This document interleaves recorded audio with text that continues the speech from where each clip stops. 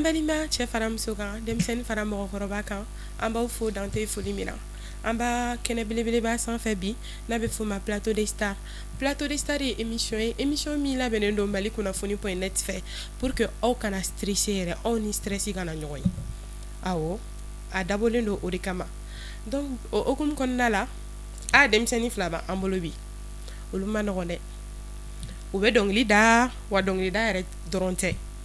u bɛ kalan na en même temps min yɛrɛ bɛ n kini fɛ ale yɛrɛ bɛ ko caman kɛ pour que suspense kana bonya n bɛ kuma d'u yɛrɛ ma u minnu yɛrɛ fɔ an ye o tuma la Abdul kuma b'i bolo donc salam alaikum waalaikum salam Malien cɛ n'a muso aw bɛɛ ni yankuma ne tɔgɔ ye Abdul Wahab Diallo d'accord mon nom d'artiste c'est Abdul Prod ne ye artiste malien n bɛ dɔnkili da ala barika la n bɛ kora fɔ n bɛ piano fɔ n bɛ production kɛ ne yɛrɛ bolo ne yɛrɛ de ye musique ye wa ne ko a ye kuma mɛn ko ale Abdul Wahab yɛrɛ de ye musique ye faamuyali sɔrɔ l'o la Adam ko bɛ cogo di ko tɛ cogo la i bɛ lɛji la oui ça va ayi Adam e tɛ taa sa parce que ne tun bɛ ministère la ye wagati min o Adam ni Adam la dena tɛ kelen ye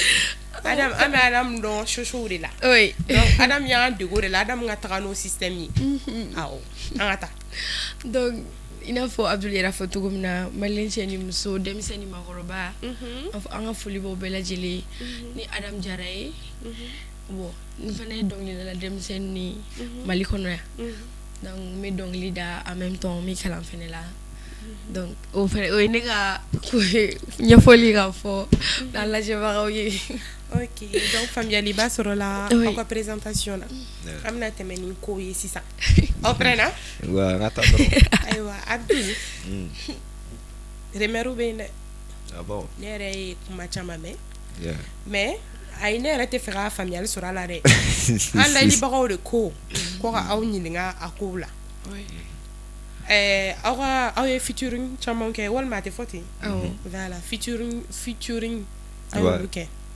kelen tɛ fila tɛ si je me trompe pas si voilà dɔw y'a fɔ ko aw yɛrɛ fila bɛ ɲɔgɔn fɛ yɛrɛ de n t'a dɔn n'aw bɛ k'a faamuya sisan komi aw yɛrɛ bɛ yan bi a y'aw da don o ko la aw k'o ɲɛfɔ cogo min na mɔgɔ bɛ se ka faamuyali sɔrɔ o ko la an ka taa awɔ a bɛ Abdul dogona tɛ dɛ a bɛ ɲɛfɔ yan nɔ an ka taa Mali kunnafoni ko ye ko bɛɛ yan dɛ bon au fait i b'a dɔn problème min cɛ kelen ni muso kelen mana jɛ ka ko dɔw kɛ ɲɔgɔn fɛ ni Ala ye fanga don a la awɔ diyagoya ye mɔgɔ b'a fɔ k'aw bɛ ɲɔgɔn fɛ parce que exemple baden de tɛmɛna Mali la wali sini a bɛ ka kɛ mais tiɲɛ yɛrɛ la olu bɛ ɲɔgɔn fɛ de fɛnɛ i n'a fɔ Fusco ni Jɛnɛba bɛ tɔgɔ min na maliyɛn bɛɛ b'a dɔn k'a fɔ k'olu bɛ ɲɔgɔn fɛ donc ne na Adam Jara ta in filɛ Adam ye ne dɔgɔnin de ye i m'a faamu Adam ye ne dɔgɔnin de ye ne yɛrɛ tulo bɛ don kuma in na bi tɛ o Adam ye e dɔgɔnin ne yɛrɛ cɛ ye ne kɔrɔkɛ de a ɲɛfɔ ka na d'accord n bɛ nale Adam n t'a dɔn n b'a f'i ɲɛna cogo min na n dɔgɔnin don n terimuso don n baarakɛɲɔgɔn don i m'a faamu wa mais min yɛrɛ k'an bɛ ɲɔgɔn fɛ effectivement an bɛ ɲɔgɔn fɛ mais kanu fɛ de tɛ i m'a faamu wa i n'a fɔ cɛ ni musoya fɛ o tɛ tu comprends an bɛ ɲɔgɔn fɛ an ka baara kama an bɛ ɲɔgɔn fɛ kɔrɔ ni dɔgɔya kama an bɛ ɲɔgɔn fɛ ko sugu bɛɛ i y'a faamu wa mais fɛ côté o de tɛ parce que Adam yɛrɛ terimuso a dagawuli terimuso ne de tun bɛ ɲɔgɔn fɛ i y'a faamu donc ala barika la o de fɛnɛ kama ne ni Adam bɛ ɲɔgɔn dɔn d'accord voilà e k'i ka réponse di o question in na o jaabi di kana jɔn na ayi mais ne fana tɛna se ka kuma Abdul y'a fɔ yɔrɔ min na a bɛ ten tɔ i fana k'i ta fɔ i n'a fɔ Abdul y'a fɔ cogo min na bon ni Abdul yɛrɛ tun tɛ ɲɔgɔn dɔn avant ne terimuso n dagawuli terimuso donc ne n'o tun bɛ taa Abdul ka jeu kɛyɔrɔ la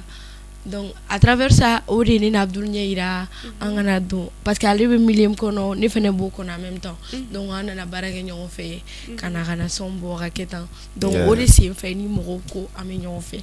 k'a sɔrɔ an tɛ ɲɔgɔn fɛ an layibagaw ko mɛ da ye mɛ yɛrɛ tigi da ye u y'a farafansiya san bɛɛ faamuyali sɔrɔ a ko la an bɛ mali kunnafoni.net studio de kɔnɔ yan u fila bɛɛ sigilen bɛ yan u ko rumeur minnu bɛ ka circuler ko galon de don sabula k'u ka relation bɛ certes u bɛ ɲɔgɔn fɛ mais mɔgɔw ɲɛna min don o tɛ ce sont des collègues ce sont des amis donc o de don Abdul Adam an bɛ tɛmɛ ni an ka kow ye hali d'accord Abdul an bɛ fɛ ka question dɔ poser i kun o ye tɛ dɔ wɛrɛ ye n'a sɔrɔ Abdul bɛ kalan de la walima n'a sɔrɔ i ye kalan de bila i k'i da don o la i k'o ɲɛfɔ an ye. Bon, Abdul tun bɛ kalan na mais Abdul ye kalan bila. Mun na? Au fait ne bɛ temps min kɛ ne yɛrɛ bolo kalan ka ɲi dɛ kalan ka ɲi kojugu ne bɛ temps min kɛ école taga sira kan o temps ka ɲi ka ne sɔrɔ studio sira de kan. O ɲɛfɔ ka na. Voilà i bɛ to classe kɔnɔ sinon n ye dɔ kɛ dɛ n ye defu kɛ fo siɲɛ 4 de n ye dɔ kɛ dɛ. Abdul an ka ɲɔgɔn bonya. Mais n ye dɔ kɛ o. Vraiment. Donc i bɛ to classe kɔnɔ i hakili bɛ studio kɔnɔ. Est-ce que i bɛ k'a faamu wa donc ne yɛrɛ nana ye ne bɛ ka kalan kɛ n bɛ ka fɛn dɔ de ɲini o ye defu ye n b'a faamu n tɛ ka defu sɔrɔ n dun ɲin fana ye musique de ni nana n ta defu fɛ n tɛ k'o sɔrɔ n tɛna n ka musique fana sɔrɔ donc ala barika la n y'a décider ko n bɛ kalan bila tuma min na o tuma de n ye defu sɔrɔ n ko bon komi o de fana tun ka di ne yɛrɛ ba ye ko ni ye defu sɔrɔ k'a bɛ moto san ka di yan nisɔndiyalen ala nana kɛ n ye defu sɔrɔ n taara mama e de kama ne ye n débrouiller togo sugu bɛɛ la ka defu ɲini defu diplôme filɛ e lafiyara i bɛ ne yɛrɛ to yen sa ne bɛ n ka musique kɛ ne ye kalan bila tan de o ni san cɛ a bɛ san fɛn fɛn san 5 san 6 a kan k'o bɔ voilà. Faamuyali sɔrɔla o la Adam an bɛ se e ma sisan e ka kalanko bɛ cogo di sisan.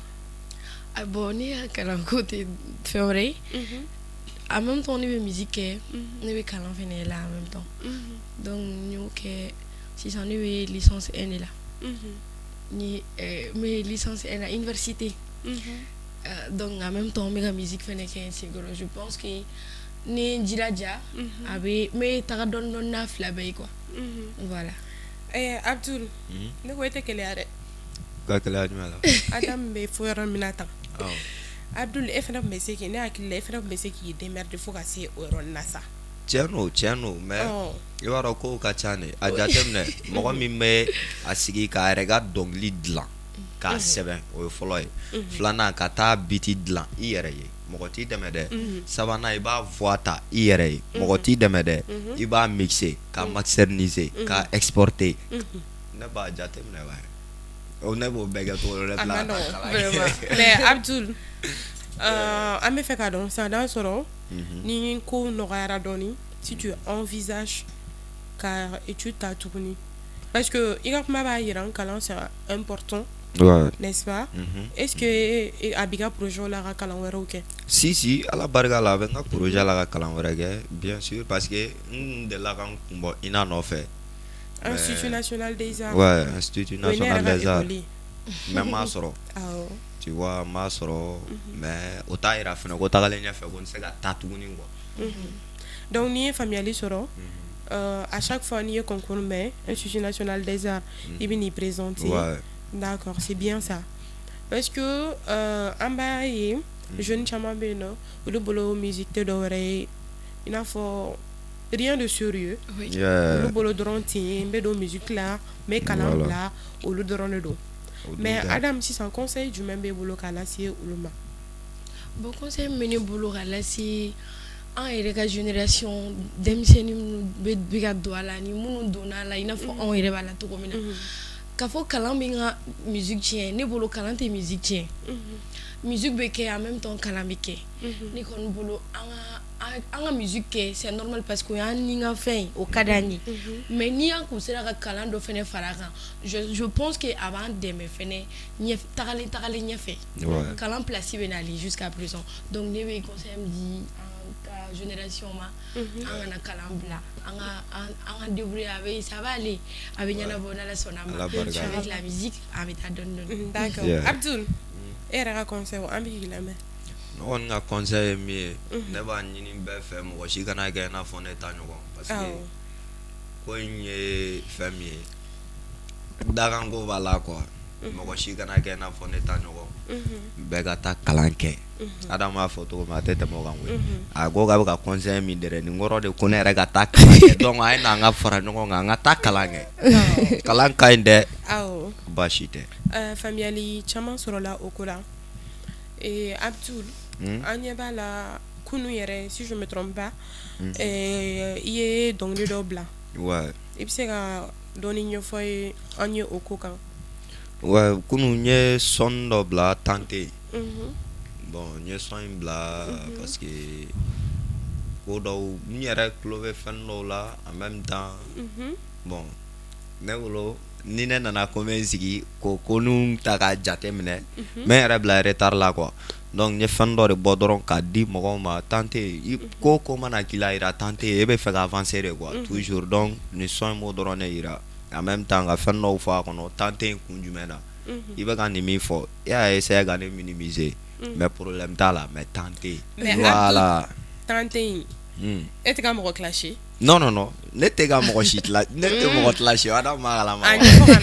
Adam m'a dɔn ni ne e kan bɛ jɔn de ma ne kan tɛ mɔgɔ si ma wallahi kan tɛ mɔgɔ si ma wallahi ne kan tɛ mɔgɔ si ma problème foyi t'a la Abdoulaye merci sisan an bɛ se Adam ma Adam son kura dɔw bolodalen don e bolo walima n'a sɔrɔ concert dɔw bolodalen don i bolo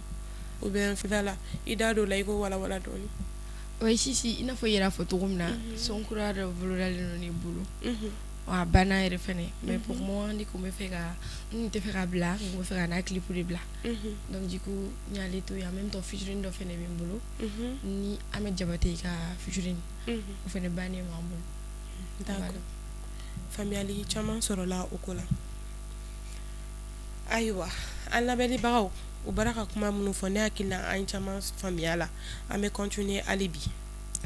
Abdul yɛrɛ bɛ ka siran Abdul kana siran sa a ye ka siran an bɛ ɲɔgɔn bolo de ɲɔgɔn bolo dan walayi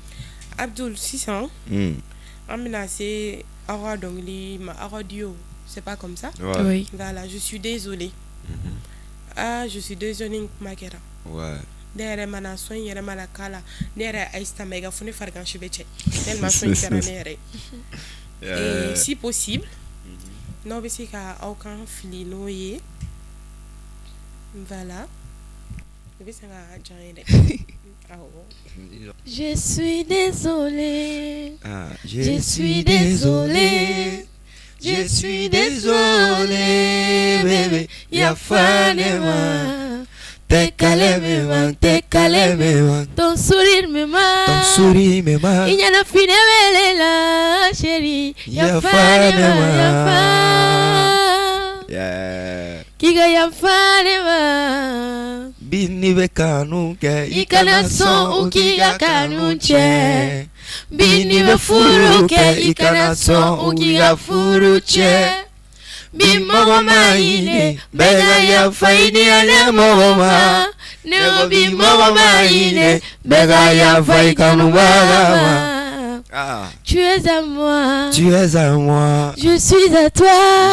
à toi tu m'as manqué bébé je t'as manqué aussi alali baga est-ce que o ni mega nye ni sɔn in dara yan de Mali kunnafoni.net an b'o studio de kɔnɔ n bɛ se k'a fɔ ye voix yɛrɛ de ye nin ye tan parce que prévu an bɛ prévu de yira n t'a dɔn n'i bɛ k'a faamuya dɔnkili u kan vrai de ye nin ye parce que caman bɛ u bɛ dɔnkili la i bɛ taa sɔrɔ kan man di u bɛ don u bɛ voix dilan c'est vrai ça c'est vrai bon nin bɛ kɛ prévu ye k'a yira aw bɛ se aw b'a ka art maîtriser aw bɛ se dɔnkilida la donc mɔgɔ fɛn fɛn mago bɛ Adam ni Abdul Prod là c'est très simple comme u yɛrɛ bien u bɛna numéro di aw ma n'aw bɛ se k'u lasɔrɔ ni mɔgɔ minnu mago b'u la aw la plutôt mɔgɔ minnu mago bɛ aw la donc aw bɛ numéro di pour que a ka se ka Adam Jara lasɔrɔ joona o ni e yɛrɛ Abdul Prod awɔ baasi tɛ donc a bɛ 75 85 10 59 59 voilà faamuyali caman sɔrɔla o la donc mɔgɔ fɛn fɛn ni mɔgɔ bɛ Adam ni Abdul la c'est très simple numéro in bɛna affiché en bas de notre écran donc mɔgɔ minnu mɔgɔ b'u la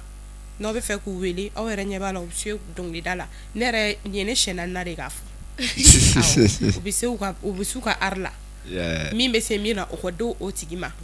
ça c'est vrai Adam ni Abdul Valentin Valentine a idée nana aw la cogo jumɛn a y'aw da don o la Adam kuma kɛ ok bon Valentin Valentine idée nana na cogo min na Abdul ye ne wele ko genre an famara ka duo bɔ o kɛra ni ne ye o an ka duo laban yɛrɛ de quoi k'an fɔ qu'il faut k'an ka na parce que kuma bɛ ka fɔ an kɔfɛ quoi donc an ka segin ka na duo wɛrɛ kɛ donc o nana bɛn ni Saint Valentin setɔ ye donc an ko pourquoi pas an t'a kɛ Valentin Valentine ye donc Abdul ye son pour lui an y'o da voilà faamuyali sɔrɔ la o la Abdul a walawala dɔɔni bon si Adam y'a fɔ cogo min na ni ne don ayi Adam bɛ fɔ cogo min na o tɛ i fana k'i ta fɔ i ta ɲɛfɔ cogo la d'accord donc a y'a fɔ cogo min na an ko k'an bɛ son dɔ kɛ Valentin Valentine i m'a faamu parce que an bɛ ka gɛrɛ Saint Valentin na bon n ko problème t'a la n ye n ka jɔyɔrɔ wele Amidu Jabate o nana studio la an ye biti dilan yɔrɔnin bɛɛ an y'an sigi k'an miiri parce que studio an tɛ sɛbɛnni yɛrɛ kɛ quoi an b'a studio de kɔnɔ dɔrɔn ça vient i m'a faamu wa donc an ye refrain posé o yɔrɔ bɛɛ bɛɛ y'i ka couplet posé o yɔrɔ bɛɛ an ye son mixé o don su ne taara so 5h du matin ne seginna ka na Kora jouer son kɔrɔ studio la o dugusajɛ an ye 3 jours de kɛ son mixage la 4e jour an ye son di sitiw ma o ka programmer o dugusajɛ de tun bɛ bɛn Saint Valentin ma son publié la d'accord faamuyali sɔrɔla o ko la an y'a faamuya awɔ komi aw yɛrɛ tun y'a confirmer ka ban ko fɛ bɛ yen mais fɛ in yɛrɛ tɛ yen fɛ yɛrɛ tɛ yen an y'a faamuya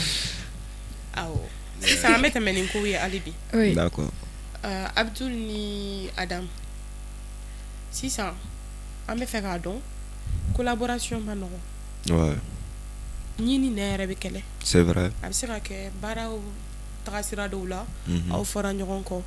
o histoire ni passera cogo min na aw y'o ɲɛfɔ an k'o mɛn kɛlɛ ni minnu nana Adam sɔnkolon mɔgɔ mana kɛ cogo cogo i tɛ dafa e yɛrɛ Abdul sɔnkolon Adam b'e ta fɔ e bɛ Abdul ta fɔ an ka taa awɔ d'accord bon awɔ e ka Adam ta fɔ Adam b'e ta fɔ mais Adam ma fɛn kɛ o mais n bɛ fɛ k'a fɔ position dɔ la tu comprends y avait un moment wagati dɔ tɛmɛna tu comprends ne terikɛ dɔw de tun bɛ yen j'avais des gars u fana bɛ musique kɔnɔ ne signé no label de la donc a ma nɔgɔn ne ka fɔ ko n bɛ occupé n ka studio la ka tila ka occupé Adam fana ka baara la ne ka studio la a ma nɔgɔn donc direct la ne fana nana n taara n ye n kanto de ma n terikɛ ma n ko Jo n nana Adam kalifa i la de n ko baara ma nɔgɔn ne tɛ se ka n ta gérer k'a fɔ n bɛ Adam ka studio ko gérer dɔnkilidala i mago bɛ studio la même si ni dɔnkilida tɛ i mago bɛ studio la i kan ka répétition kɛ a kana fɔ ko fɛn dɔ nana cu i kan ko ma ɲi ka bali artiste la quoi i ka ɲi ka pɛrɛn de toujours donc ne taara ne ko karisa n ye Adam kalifa i la de n'a mago bɛ studio la heure o heure i bɛ se ka min kɛ o k'a ye wariko tɛ foyi tɛ n'i y'a dɔn ko ne y'i dɔn ye donc i fana b'a daminɛ de i n'a fɔ i dɔn a ko d'accord problème t'a la bon olu wagati ninnu na ko nana fɛn togo dɔw la ka fɛn togo di u y'a essayer ka ne min yɛrɛ ye Abdul ye u y'a essayer k'u bɛ Abdul le bɔ Abduleya la quoi togo di ka Adam ka essayer ka nin minɛ ne la ka don u yɛrɛ ka kow kɔnɔ ka u taara ni Adam ye sira dɔw fɛ Adam tun ma ɲi ka fɛn minnu ye a tun ma ɲi ka fɛn minnu mɛn u tun bɛ fɛ ka denni k'u sago de tu comprends u y'a don u ka kow la ka a kɛ n'a fɔ genre ka maison dɔ créer u yɛrɛ ye k'a don olu la k'a ka Instagramu minɛ k'olu fɛnw falen k'u yɛrɛ placer n'importe quoi kow quoi tu comprends donc ne fana ko n'i y'a ye nin fana bɛ ka kɛ a dɔ ka di Adamu ye i m'a faamu donc ne fana ye n bila bɛɛ la mais ne nana ye de ko wɛrɛw bɛ ka même si ne n'Adam on s'appelle pas o wagati la an tɛ ɲɔgɔn wele an tɛ ɲɔgɔn écrit ni rien mais fɛn t'an cɛ an tɛ ɲɔgɔn parce que an tɛ ɲɔgɔn yɛrɛ mais ne nana ye malgré que o bɛɛ bɛ yen ko wɛrɛ bɛ ka tila ka kɛ o tɛ bɛn ne ma quoi o de ma diya ne ye n fana ko n bɛ nin ko in n bɛ nin s'a dan na n bɛ nin ko wɛrɛ a bɛɛ bɛ régler quoi n m'a faamu n k'a bɛɛ bɛ régler n ka sɔrɔ ka Adamu wele n ye n terikɛ bila ka Adamu wele n k'a ka na n bɛ fɛ ka kuma n'a ye o y'a sɔrɔ réalité dɔw bɛ ne yɛrɛ fana tɛ minnu kalama n m'a faamu donc ko bɛ yen dɛ n nana lakunu Adamu yɛrɛ y'i sigi a y'a bɛɛ ɲɛfɔ n ye n ko sisan ne y'a faamu n m'a faamu mais o t'a yira k'a fɔ ko ne n'Adamu kɛlɛla walima ko fɛn m'an cɛ ne yɛrɛ ye ko dɔ kɛ n kun t'a dɔn ko min bɛ kɛ quoi i m'a faamu n kun t'a dɔn min bɛ kɛ cogo di ne bolo e ye ne dɔ de ne tɛ se ka na dɔ d'e ma k'i janto nin na a minɛ n'a fɔ ne yɛrɛ bɛ cogo min na k'e tila ka ko wɛrɛ kɛ o ça c'est n'importe quoi. Faamuyali sɔrɔla a ko la. Merci. Adamu i t'a walawala question kelen in de don toujours. Bon i n'a fɔ Abdul yɛrɛ y'a fɔ cogo min na a tɛ tɛmɛ o kan o an ma kɛlɛ an ma jɔ ɲɔgɔn na an ma fɛn i n'a fɔ ko b'a ka tɛmɛ an ni ɲɔgɔn cɛ non moment dɔ de kɛra dɔrɔn ɲɔgɔn faamuyabaliya bɛ na diɲɛlatigɛ fɛn bɛɛ la i yɛrɛ y'a fɔ cogo min na i n'a fɔ ɲi ni nɛn bɛ fɔ ɲɔgɔn kɔ donc o moment de kɛra et puis faamuyali tun ma dɔn sɔrɔ a la donc du fait que hakili sɔrɔla an fila bɛɛ fɛ an y'an sigi ka kuma an ye ɲɔgɔn faamu tout est ok an seginna ka na dɔnkili wɛrɛ bɔ ka bana. Voilà ne layilibagaw o ni Adamu ni Abdul layilibagaw a tɛ tɛmɛ nin kan dɛ o n'u ka denmisɛnniya bɛɛ o m'a to nin conflit fitinin k'u ka n t'a dɔn n bɛna ɲɛfɔ cogo min na u ka baarakɛɲɔgɔnya tiɲɛ diɲɛlatigɛ yɛrɛ ye nin de ye Adamu ni Abdul kɛlɛ bɛ yen i n'a fɔ ja bɛ yen mais olu ka denmisɛnniya bɛɛ u y'u sigi u y'a ɲɛnabɔ jusqu'à présent o bɛ ɲɔgɔn bolo ne hakili la nin kan ka kɛ conseil de ye mɔgɔ wɛrɛw ma minnu bɛ nin problème kelen kɔnɔna la donc Abdul ni Adamu wagati bɛ fɛ ka koron an bɛna se an ka émission fin ma Adamu ni Abdul n bɛ fɛ k'a dɔn aw donna musique la dans quelle année i m'a ye aw donna musique la wagati jumɛnw fo ka na se an bɛ bi ma aw donna musique la wagati min na o ni aw ye minnu kɛ ɲɔgɔn fɛ n'a sɔrɔ aw ye concert kɛ ɲɔgɔn fɛ aw ka da don o la k'o walawala. Bon ne bɛ se k'a fɔ an fila bɛɛ donna musique la a mɛnna parce que Adamu ka ministère promotion est-ce que c'était pas en 2012. Oui. Voilà. Bon o y'a sɔrɔ ne yɛrɛ kun ka kɔrɔ Adamu mais Adamu ye kɔrɔya minɛ la yɛrɛ sisan Adamu ye fitinin ok an ka taa. Bon ne ka parce que musique kɔnɔ n t'a dɔn n b'a fɔ cogo min na branche de don tu vois ne bɛ se k'a fɔ ne donna musique la a mɛnna ne wolola k'o sɔrɔ so yɛrɛ de i m'a faamu wa. E nana sɔrɔ so cogo di. Ne nana sɔrɔ dɔnkilida b'anw fɛ yen ne nana sɔrɔ korafɔ b'anw fɛ yen ne nana sɔrɔ musique yɛrɛ de b'anw fɛ yan ne mo mais i ye branche min ta i b'o de daminɛ kuma jumɛn o tɛ yan ne ye dɔnkili fɔlɔ ka dɔnkili yɛrɛ da o kɛra 2010 de i b'a faamu ne ka son fɔlɔ kɛra 2010 voilà donc ne bɛ se k'a fɔ ne donna dɔnkilida la 2010. Adamu. Oui. Abdul yɛrɛ y'a fɔ cogo min na ne donna dɔnkili la à travers ministère donc n taara ministère de la depuis 2012 donc n y'o casting participer n taara donc en même temps o kɛra ne doncogo ye dɔnkilida la ministère kɔfɛ an ministère kɛ ka san 3 ka da o kan après donc o kɛra ne doncogo ye dɔnkilida okumu kɔnɔna la. Ok mais aw ka so mɔgɔ tɛ dɔnkilida walima. Non anw ka so ka ne fa y'an fan si ne ba y'an fan si ne kelen dɔrɔn de kɛra dɔnkilidala ye. Mais parents ma pression. Non pas du tout mɔgɔ si ma pression kɛ ne k'an fɛ yen au contraire ne soutenir ne don dɔnkilida la an fɛ yen yɛrɛ de. même ni ne kan ka taa fɛn dɔ la ne ba de bɛ ne hakili lajigin ni kan ka kɛ ni kan ka kɛ donc même parfois a bɛ courage don na ka kɛ quoi voilà faamuyali sɔrɔla o la Adam oui an bɛ se Abdul ma sisan Abdul fɛn dɔ bɛ to ka na ko Afrique quoi déjà j'ai même oublié le nom Afrique World Stars. Afrique All World Stars Stars Afrique World Stars Yeah. voilà est-ce que tu peux qu'on y a fait un donné Afrique World Stars, c'est un label américain.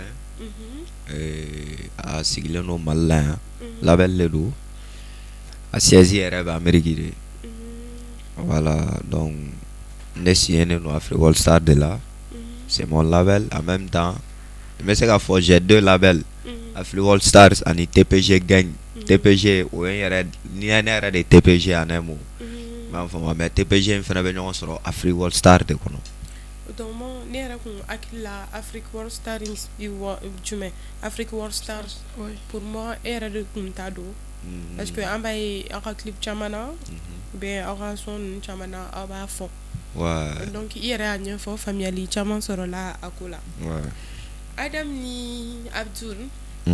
wagati bɛ fɛ ka kurun yɔni wagati an ka ko in bila tan Valentine an ka taa fɛ Ni fête nous sera ma bébé ça ne va pas.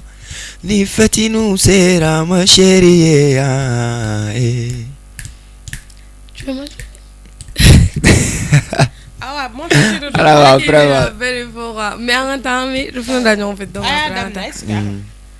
Ni fête nous sera ma bébé ça ne va pas. Ni fête nous sera ma chérie T'es ma jolie Valentine, ma Valentine yeah. T'es mon beau Valentin, mon Valentin yeah. Me fega ko bere kiye ki sagona konu bere kiye mena kado chaman bare saye parce que t'es ma choupon benita redo bichuina benita bebo bichuina ame bo sorti la chouina bébé ame bo ame bo ame yele yiri bela bifo nana nana t'as fait ci, t'as fait ça, je m'en fous, je m'en moque, t'es à moi, je suis à toi, c'est la fête des amoureux. Première R, ameta boitila, deuxième R, ameta rafetila, et troisième R, ameta anda bébé, yeah, ameta anda bébé, yeah. Ni fête nous sera ma bébé, yeah, ça ne va pas. Ni fête nous sera ma chérie, yeah, yeah. T'es ma jolie Valentine, ma Valentine. T'es mon beau Valentin, mon Valentin. Bravo. Hindi. Akara ka denmisɛnninw cɛ yan dɛ ko troisième R jumɛn troisième R ko kuma tɛ Adam ne y'a fɔ ne m'a fɔ dɛ. y'a mɛn ne da denmisɛnninw a y'a tulo a bɛ Abdul le ka couple la dɛ a bɛ Abdul le ka couple la dɛ voilà Adam et Abdul oui oh merci oui voilà comme an y'a fɔ a ye cogo min na an bɛ plateau de star de kan ale émission ye min nana dɔrɔn ka Mali kunnafoni point net lamɛnbagaw diverti an yɛrɛ bɛ fɛ tant que anw yɛrɛ bɛ yen nɔ an tɛ fɛ mɔgɔ si ka stressé o de kama an bɛ to ka an ka fitinɛ yelenw n t'a dɔn n'aw b'a k'a faamuya an ka denmisɛnnin minnu bɛ su ka kow la kosɛbɛ a bɛ dépend dɔnkili dɔrɔn tɛ i b'a sɔrɔ influenceurs bɛ na yan nɔ artiste modèle caman bɛ na comédiens bɛ na donc an tun b'o kɛnɛ de kɔnɔ ne balimaw ne hakili la Adam ni Abdul nana u ye ɲɛfɔli caman kɛ bɛɛ y'i ka tata sɔrɔ o kɔrɔda la o hokumu kɔnɔ an b'a fɔ aw kan bɛɛ ɲanama don